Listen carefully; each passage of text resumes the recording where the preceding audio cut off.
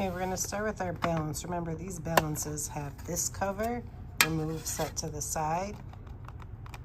This cover, remove, set to the side. Okay? Now I'm going to place a weighing paper on top of the balance. I'm going to be turning it on. And I'm going to press tear. Okay? Now I'm going to place a paper towel and a penny. This one I have head side up, so we're going to be consistent and make sure that all of our pennies are head side up. But now I want to tear, okay, because that is what I'm starting with, all right? Then I'm going to have 3 liquids. I have a jar labeled liquid A, 1 labeled liquid C, and 1 labeled liquid B. I'm going to do these one at a time. So starting with liquid A, okay, I'm going to place drops near the center, and I'm going to continue placing drops in the center until the water spills off the penny onto the paper towel. That is the mass I am going to record when that happens. So notice I'm continuing to drop from this, and there we go. It spilled off. That is the mass I record, okay?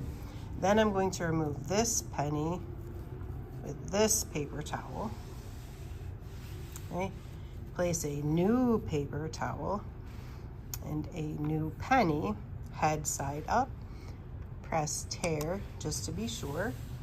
Now I did liquid A, let's do liquid B. And again, we're going to follow that same procedure, dropping near the center of the penny until the liquid spills off, and then that is the mass I'm going to record.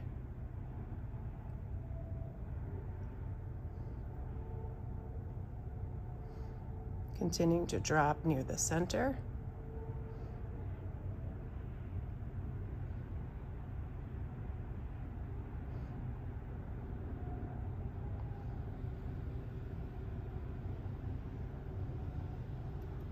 Again, until I see the liquid spill off the penny. Notice I'm holding it about the same height. Oh, there we go. All right, and again, I'm going to remove this paper towel and this penny. Place this paper towel with a new penny. Press tear just to be sure. And finally, we're going to test liquid C and do the same thing. Again, when you are doing this, you want to make sure that your face is close so that you can observe what is occurring. I'm going to continue to place drops on the center of that penny. Again, remember, I wanted to make sure that all of the pennies I used are face up. We want to be consistent. Okay, continuing to drop near the center. Okay, so I'm not moving where I'm dropping, and continue doing that until it spills off. If you need to pause at a drop and make sure, you can go ahead and do that. Continuing to do that until you are sure it has spilled off. Okay, continuing to make drops until it spills off the penny.